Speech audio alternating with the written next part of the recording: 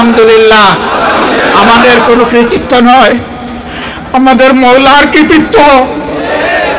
সেদিন আবেগে উচ্ছ্বাসে আমাদের ভাইয়েরা রাস্তায় নামতে চেয়েছিলেন, আমরা বলছি নামতে পারবেন সেজদা দেওয়ার জন্যে, মিছিলের জন্য নয়, জনসভার জন্য নয়, উচ্ছ্বাস প্রকাশ করার জন্য নয়। ফাসাব্বিহ বিহামদি রাব্বিকা ওয়াস্তাগফির।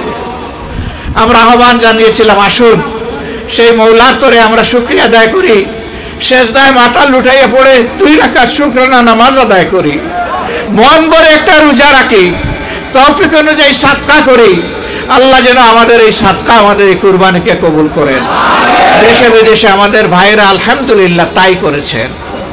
আমরা এ পর্যন্ত একটা বড় মিটিং করি নাই, আজকেও সিরাজগঞ্জে কোনো জনসভার জন্য হাজিরা দেই নাই, একান্ত আপনজনদের সাথে দেখা করতে, কথা বলতে এসেছি। মন ভরে আপনাদেরকে দেখতে চেয়েছিলাম, আল্লাহ পাকের ইচ্ছা, আল্লাহ তাআলা আসমান থেকে বৃষ্টি নাজিল করেছেন, তারও খুবই প্রয়োজন ছিল। এই কয়দিন ধরে বাংলাদেশ পুড়ছিল, আল্লাহ তাআলা রহমত হিসাবে তার বৃষ্টি আমাদের উপর নাজিল করেছেন, আলহামদুলিল্লাহ। আমরা আল্লাহ শুকরিয়া আদায় করি তার প্রতিটি নিয়ামতের জন্যে। আমরা অনেক সময় নিয়ামত সাথে সাথে হয়তো বা বুঝি না, কিন্তু আল্লাহ তাআলা তার মধ্যেই আমাদের জন্য কল্যাণ রাখেন। এই বৃষ্টি যেন সমস্ত জাতির জন্য কল্যাণ বয়ে আনে, সেই দোয়া করি আল্লাহর দরবারে। সম্মানিত ভাই বোনেরা, কি করব তাহলে? যাদের উপরে এত বেশি অত্যাচার করা হয়েছে, নির্যাতন করা হয়েছে, জুলুম করা হয়েছে, এখন কি ধরে ধরে জালিমদেরকে আমরা নিজ হাতে আইন তুলে নিয়ে তাদেরকে আমরা শায়েস্তা করব? আমরা তাহলে কি করব? আমরা মক্কা বিজয়ের পথ ধরে আমরা গিয়ে হাজির হব কাবার চত্বরে। আমি আপনাদের পক্ষ থেকে শুকরিয়া আদায় করার জন্য 5 দিনের সফরে খানায় কাবার সামনে গিয়ে হাজির হয়েছিলাম। আজকে আপনাদের এই ভাই রফিকুল ইসলাম খানও একজন সফর সঙ্গী ছিলেন। আমরা সেখানে গিয়ে চোখের পানি দিয়ে আল্লাহর দরবারে শুকরিয়া আদায় করেছি। আরো কিছু দরখাস্ত এই জাতির জন্য আল্লাহর দরবারে রেখে এসেছি। আমরা আশা করছি আমাদের মওলা আমাদের দরখাস্ত কবুল করবেন ইনশাআল্লাহ। আমরা ভয় করব আল্লাহকে, ভালোবাসবো কাকে? আমাদের সমস্ত ভালোবাসা হবে কার জন্য? আমরা যদি কারো বিরুদ্ধে প্রতিরোধ করে তুলি, সেটা হবে কার জন্য? সব কিছু হবে আল্লাহর জন্য ইনশাআল্লাহ। যেই জমিনের মানুষেরা আল্লাহর জন্য তৈরি হয়ে যায়, আল্লাহ তাআলা আসমান থেকে সমস্ত রহমত এবং বারাকার দুয়ার তাদের জন্য খুলে দেয়। তারা আল্লাহ ছাড়া কাউকে ভয় করে না। ইনশাআল্লাহ বাংলাদেশও আল্লাহ ছাড়া কাউকে ভয় করবে না। আমরা আমাদের প্রতিবেশীদেরকে ভালো অবস্থায় দেখতে চাই এবং আমরা নিজেদেরকেও এর চেয়ে ভালো অবস্থায় দেখতে চাই। কারণ আমি আমার দেশকে ভালোবাসি এই কারণে যে আমার আল্লাহ আমাকে এইখানে পয়দা করেছে। তবে আমার প্রতিবেশীকে ভালোবাসি এই কারণে যে আল্লাহ তাকে আমার প্রতিবেশী বানিয়ে দিয়েছে। আমরা কোনো প্রতিবেশীর হক নষ্ট করতে চাই না, কোনো প্রতিবেশীর প্রতি অন্যায়ের হাত বাড়াতে চাই না, জুলুমের হাত বাড়াতে চাই না, সন্ত্রাসের হাত বাড়াতে চাই না। এটা আমরা একেবারেই অপছন্দ করি যে কেউ যেন আমাদের দিকেও হাত না বাড়ায়। আমরা এটা বরদাস্ত করিনি, আমরা এটা বরদাস্ত করছি না, আমরা এটা বরদাস্ত করব না। একটাই দল যারা কখনো কোনো অন্যায়ের কাছে সামান্য কোনো কম্প্রোমাইজ করে নাই, মাথা নত করে। কেন? যারা শুধু আল্লাহর সামনে সেজদা দেয়, রুকু করে, তারা আর কারো সামনে মাথা নত করতে জানে না। প্রিয় ভাইরা, এই যে এত বড় কথাগুলা বলছি, এগুলা কে রক্ষা করবে? আল্লাহ সাহায্য করবেন, কিন্তু রক্ষা করতে হবে আপনাদেরকে, আমাকে। পারবেন এই আমানতের দায়িত্ব নিতে? পারবেন এই কথা জানান দিতে যে আমরা দুনিয়ায় বুক বিলাসী নই, বরঞ্চ ত্যাগী হব। দেশ জাতি এবং আল্লাহর জন্য, আল্লাহর দিনের জন্য ত্যাগ করব। বুকের ক্ষেত্রে আমাদের চোখ থাকবে নিচের দিকে, উত্তম কাজের জন্য আমাদের চোখ থাকবে ঊর্ধ্ব দিকে। আমরা পারবো? পারবো? দুর্বল ইনশাআল্লাহ? আবার বলুন, আমরা পারবো? হ্যাঁ, ইনশাআল্লাহ। ক্ষমতা দিলে আমরা পারবো ইনশাআল্লাহ। সহকর্মী ভাইয়েরা, আল্লাহ তাআলার দান, ছোট্ট একটি দেশ, প্রায় 18-19 কোটি মানুষ। এত ছোট দেশে এত মানুষ, দুনিয়ার কথাও নেই। কিন্তু এটাও ঠিক, যেই দেশের 1 ইঞ্চি জমি এমন নেই যেখানে আল্লাহ নিয়ামত দান করেননি। জমির উপরিভাগ সবুজ, নিচে আল্লাহ তাআলা দিয়েছেন খনিজ সম্পদ, পানিতে আল্লাহ সম্পদ দান করেছেন, পানির নিচেও আল্লাহ খনিজ সম্পদ দান করেছে। এমন সুষম দেশ দুনিয়ার বুকে খুব কমই আছে।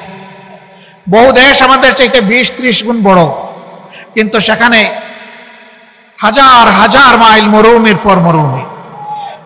একটা গাছ ফলাতে হলে তাদেরকে অনেক পরিশ্রম করতে হয়, অনেক বিনিয়োগ করতে হয়।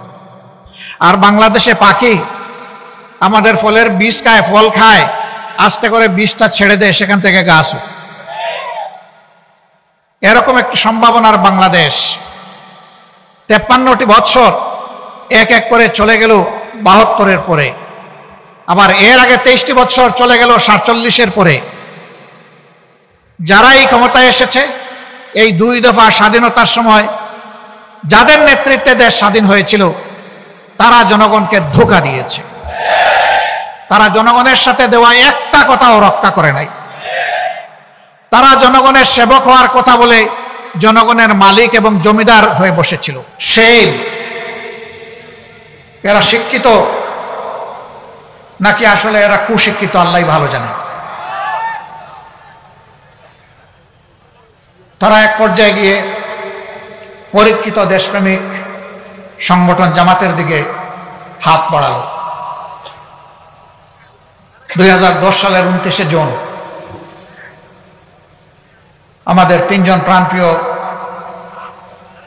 শীর্ষ দায়িত্বশীল, তৎকালীন আমিরে জামাত, সাবেক মন্ত্রী মৌলানা মতিউর রহমান নিজামী, নায়েবে আমির, শুধু বাংলাদেশ নয় সারা বিশ্বে যিনি মানুষকে কোরআনের মানবিক দাওয়াত দিয়ে বেড়াতেন, যাকে কোরআনের পাখি বলা হতো, আল্লামা দিলাওয়ার হোসেন সাঈদী, তৎকালীন সেক্রেটারি জেনারেল সাবেক মন্ত্রী আলী আহসান মোহাম্মদ মুজাহিদ, এই 3 জনকে খোড়া অজুহাতে মিথ্যা অভিযোগে নির্লজ্জভাবে তারা গ্রেফতার করল। তারপরের মাসে আরো 2 জন সহকারী সেক্রেটারি জেনারেল জনাব মোহাম্মদ কামারুজ্জামান এবং আব্দুল কাদের মোল্লাকে তারা গ্রেফতার করল। তাদের বিরুদ্ধে সাজানো পাঠানো মিথ্যা মামলা, তাদের মনমতো কোর্ট এবং শিখানো মিথ্যা সাক্ষীর মাধ্যমে তাদেরকে সাজা দেওয়ার জন্য আবার শাহবাগে আসর বসালো। যারা শাহবাগী, বাংলাদেশের মানুষ যখন নির্যাতিত হয় তখন তারা চুপ থাকে, কিন্তু যখন তাদের মন মতো কারো উপরে কিছু হয় তখন তারা গর্ত থেকে বের হয়ে এসে চিৎকার শুরু করে। সম্মানিত ভাই ও বন্ধুগণ, তারপরে ইতিহাস সবার জানা। জামাতে ইসলামীর উপরে এই বিপদ যখন আসলো, আমরা তখন আমাদের রাজনৈতিক বন্ধুদেরকে অনুরোধ করেছিলাম, বিপদের ঢেউ জামাত পর্যন্ত থামবে না, এই ঢেউ সবাইকে ভাসিয়ে নিয়ে যাবে যদি আমরা সম্মিলিতভাবে ঠেকাতে না পারি। আমরা আমাদের আহাজারি শোনাতে পারিনি, বুঝাতে পারিনি। একের পর এক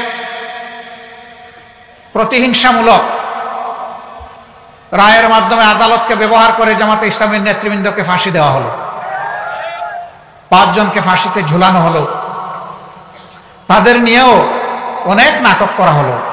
একবারের জন্য তারা নতি স্বীকার করেন কিনা, সরকারের কাছে ক্ষমা চান কিনা, প্রাণ ভিক্ষা চান কিনা। আলহামদুলিল্লাহ, যারা আল্লাহর জন্য, মানবতার জন্য লড়াই করে, তারা আল্লাহ ছাড়া কাউকে পরোয়া করে না। আল্লাহর এই বান্দারা মাথা উঁচু করে সেদিন বলেছিলেন, আমরা মাথা একটা জায়গায় নত করি, তিনি আমাদের প্রভু, তিনি আমাদের স্রষ্টা আল্লাহ রাব্বুল আলামিন। দুনিয়ার আর কোথাও এই বান্দাদের মাথা নত হবে না। মাথা তারা নত করেননি। তারা কতটা আত্মবিশ্বাসী ছিলেন। শহীদ আমিরে জামাত তার পরিবারের সদস্যদেরকে জিজ্ঞেস করছেন, আমি তো মাওলার মুলাকাতে অল্পক্ষণের মধ্যেই হাজির হব, আমার গায়ের পোশাকটা কেমন হওয়া উচিত? আমি কি লঙ্গি পরবো না পাজামা পরবো?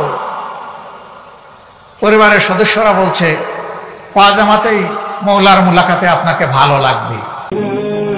জান্নাতি ঠিকানা ইসলামিক চ্যানেল, বেলকুচি, সিরাজগঞ্জ। আপনার প্রিয় বক্তার মহাগ্রন্থ আল কুরআনের আলোচনা শুনুন।